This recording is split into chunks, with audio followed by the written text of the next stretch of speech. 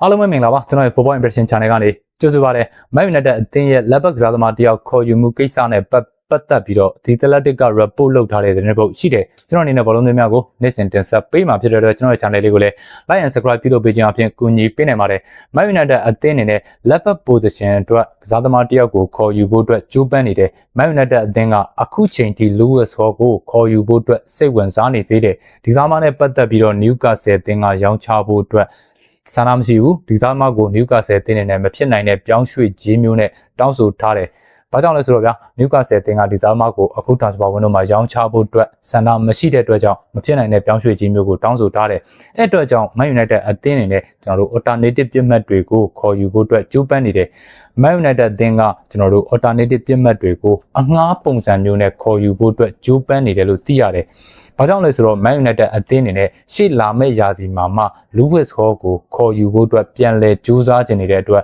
အခုကျွန်တော်တို့ရာသီကခေါ်တဲ့ကစားသမားကျွန်တော်တို့ alternative ပြစ်မှတ်ကစားသမားတွေကိုအငှားပုံစံမျိုးနဲ့ပဲခေါ်ယူဖို့အတွက်ကြိုးပမ်းနေတယ်လို့ဆိုတယ်။အဲ့တော့ Man United အသင်းအနေနဲ့ပေါ့နော် Lewis Hall ကိုတကယ်ပဲစိတ်ဝင်စားတာပဲဗျာ Lewis Hall နဲ့ပတ်သက်ပြီးတော့ကျွန်တော်တို့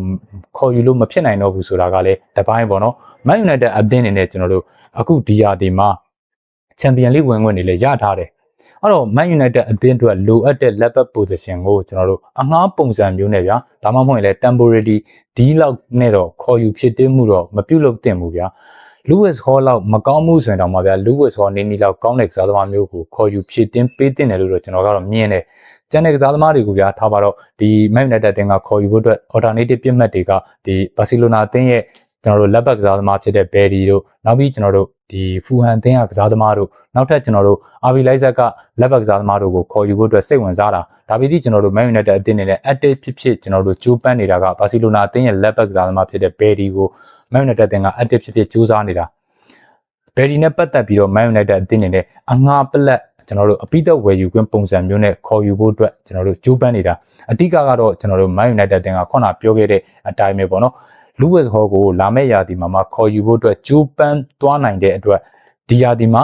ဒီ Berry ကိုကျွန်တော်တို့အငှားပလက်ကျွန်တော်တို့အပိသက်ဝယ်ယူခွင့်ပုံစံမျိုးနဲ့ခေါ်ယူဖို့အတွက်ကြိုးပမ်းနေတာကျွန်တော်မြင်ရဆိုရင်ဗျာ Man United အသင်းကိုတိတ်တော်သဘောမကျဘူးဗျာဘာကြောင့်အဲ့လိုလုပ်တာလဲပေါ့နော်တကယ်လို့ဗျာထားပါတော့ဒီ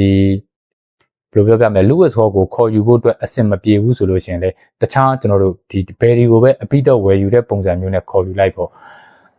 ့ဒါမှမဟုတ်ရင်လည်းကျွန်တော်တို့တခြားကစားသမားတွေကိုပဲထပ်ပြီးခေါ်ယူဖို့ကြိုးပမ်းပေါ့မဟုတ်ဘူးသူတို့ကအငှားပလက်အပိသက်ဝယ်ယူခွင့်ပုံစံမျိုးအဲ့တော့အဲ့ဒီပုံစံကဗျာခုနကကျွန်တော်ပြောသလိုပဲ Lewis Hall ကိုရှေ့လာမယ့်ရာသီမှာမှသူတို့အနေနဲ့ပြန်လဲခေါ်ယူဖို့အတွက်ကြိုးပမ်းသွားဖို့အတွက်သူတို့အနေနဲ့ရည်ရွယ်နေတဲ့ပုံစံမျိုးအဲ့တော့ကျွန်တော်တို့တိတ်ပြီးတော့ Man United ရဲ့ကျွန်တော်တို့လူခေါ်ယူတဲ့ပုံစံကိုတိတ်ပြီးသဘောမကျဘူးအမှန်တကယ်ဆိုဗျာဒီရာသီမှာ Man United အသင်းအနေနဲ့ကျွန်တော်တို့အခုလက်ရှိအခြေအနေမှာဗျာ Man United အသင်းအနေနဲ့ Champions League ဝင်ခွင့်ရထားတာအဲ့တော့အသင်းအတွက်လိုအပ်တဲ့ကျွန်တော်တို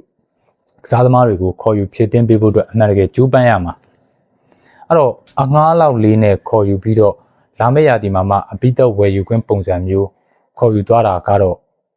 ကျွန်တော်အနေနဲ့ဘယ်လိုပြောပြမလဲတိတ်ပြီးတော့မစင်စားတတ်ဘူးပေါ့နော် Man United အသင်းအနေနဲ့ကျွန်တော်တို့ဒါမှမဟုတ်အငှားပုံစံမျိုးမဟုတ်ဘဲနဲ့လေအပိသက်ကျွန်တော်တို့တခါတည်းခေါ်သွားတာမျိုးလဲဖြစ်ကောင်းဖြစ်နိုင်ပါတယ်အဲ့တော့ Man United အသင်းအနေနဲ့ကျွန်တော်တို့ဘယ်လိုပုံစံမျိုးနဲ့လက်ဘက်ကစားသမားတယောက်ကိုခေါ်ယူဖြစ်တင်းမှုပြုလုပ်သွားမလဲဆိုတာဆက်လက်စောင့်ကြည့်သွားရမှာပဲဖြစ်ပါတယ်အခုကျွန်တော်တို့ဒီ Athletic ကပေါ်ပြထားတဲ့ report အရဆိုလို့ရှိရင် Man United အသင်းအနေနဲ့ကျွန်တော်တို့ alternative ပြစ်မှတ်တွေဖြစ်တဲ့ Barcelona အသင်းကလက်ဘက်ကစားသမားတို့ကျွန်တော်တို့ RB Leipzig ကလက်ဘက်ကစားသမားတို့နောက်ပြီးကျွန်တော်တို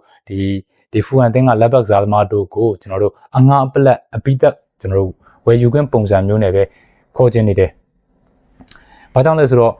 ဒီသားသမားတွေကိုကျွန်တော်တို့သဘောကျရင်မကြဘူးဆိုလို့ရှိရင်လာမယ့်ရာသီမှာကျွန်တော်တို့ Lewis Hall ကိုပြန်လဲကြိုးစားသွားဖို့အတွက်ကျွန်တော်တို့ Man United အသင်းကဒီသားသမားတွေကိုအငှားပုံစံမျိုးနဲ့ခေါ်ယူခြင်းနေတဲ့ပုံစံမျိုးဖြစ်တယ်လို့သိရပါတယ်။ညီကိုတို့ရောဘယ်လိုမြင်ကြလဲ။